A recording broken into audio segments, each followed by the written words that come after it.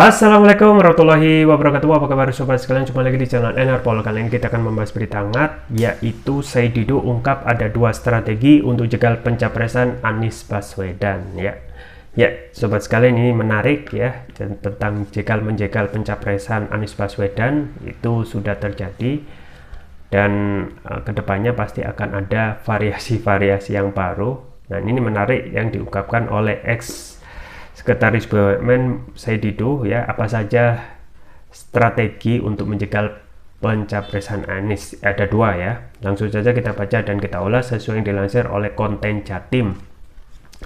Konten Jatim Jakarta, Sekretaris Badan Usaha Milik Negara BUMN Muhammad Said Didu mengungkap ada dua strategi yang dilakukan untuk menjegal pencapresan pencalonan Presiden Anies Baswedan.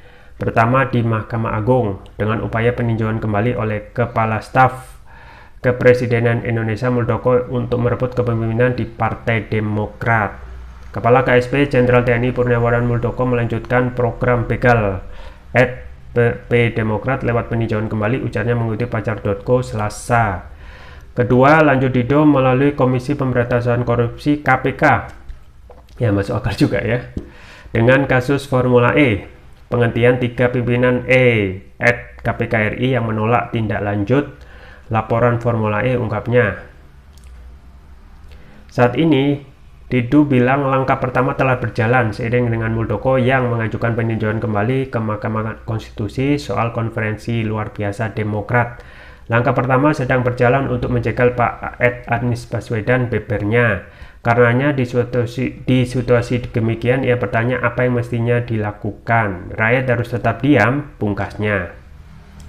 Ya, itu ya sobat sekalian, dua hal ya yang coba dianalisa oleh Said Didu ya. Manusia merdeka dalam kaosnya yang sering yang dipakai ya. Dua ya strategi yang ini sangat strategis gitu ya.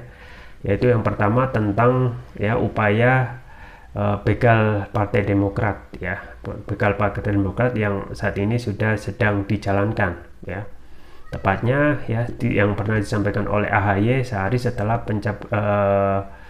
pengumuman ya deklarasi Demokrat untuk ya pendeklarasian Anies Baswedan.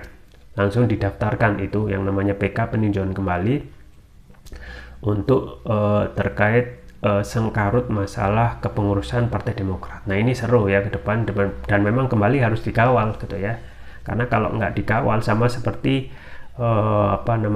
kejadian ya gugatan Partai Prima yang tiba-tiba seperti guntur di tengah siang gitu ya, tiba-tiba ada petir di siang bolong gitu ya, dan para pengamat langsung sontak gitu ya, hasil gugatannya semuanya dikabulkan oleh PN Jakpus ya, padahal tidak berwenang ya, yaitu yang paling menghebohkan adalah tidak melanjutkan ya tahapan pemilu, sisa tahapan pemilu. Artinya apa?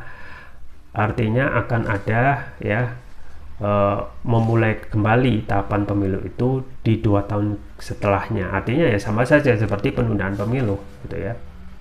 Nah, itu yang kalau tidak waspada ya, keputusan-keputusan penegak hukum ini pasti juga akan menjadi ancaman ke depan ya kalau tidak dikawal.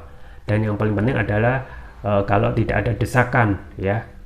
Makanya ini kembali lagi gitu ya, setiap apa yang dilakukan untuk melakukan penjagalan ya, itu semuanya dilakukan seakan untuk melakukan test the water ya. Apakah ini berhasil ya? Kalau nggak berhasil, coba lagi seperti itu. Itu yang pertama, yaitu tentang percobaan Muldoko CS untuk melakukan program begal Partai Demokrat. Yang kedua yaitu tentang kasus Formula E. Nah, kasus Formula E ini yang sudah kita pikir-pikir sudah selesai, ternyata coba untuk dikulik lagi ya. Masalah juga panas setelah adanya ya pengembalian ya Brigjen Endar gitu ya ke kepolisian ya. Patut diduga alasannya karena tidak mau memperpanjang lagi tentang kasus Formula E ya, yang itu memang ya menurutnya kemungkinan dilihat secara ceto walau tidak ada unsur mens reanya ya, kasus korupsinya, terkesan memang dipaksakan, dan pada faktanya kan memang kasus Formula E berjalan dengan lancar ya.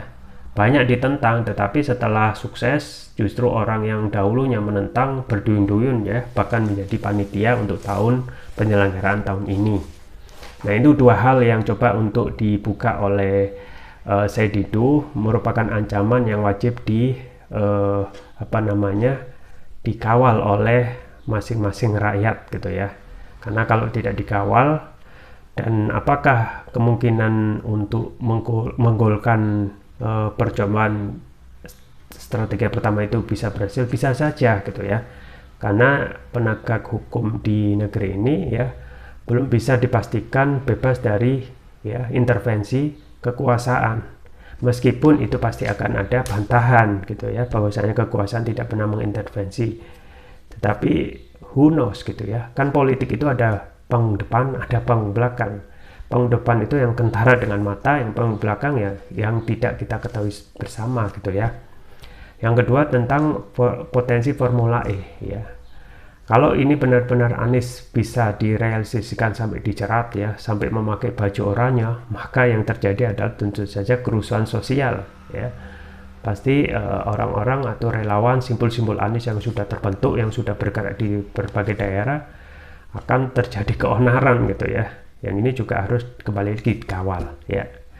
Dan memang kembali lagi gitu ya, kalaupun itu semua terjadi ya, kembali lagi penting ada yang namanya desakan ya, tekanan dari rakyat ya. Kembali lagi people power itu yang bisa menentukan ya, karena rezim itu khawatirnya terhadap people power gitu ya. Kalau rakyat sudah menggeruduk kekuasaan, maka habis itu semuanya ya. Jadi itu ya sobat sekalian ya, kita tunggu saja ke depan tentang dua strategi untuk menjegal Anies yang harus dikawal, dan ada ya tekanan publik kalau benar-benar itu bisa terwujud. Itu saja yang bisa saya sampaikan, semoga bermanfaat. Jangan lupa like, share, dan subscribe. Sampai jumpa lagi. Wassalamualaikum warahmatullahi wabarakatuh.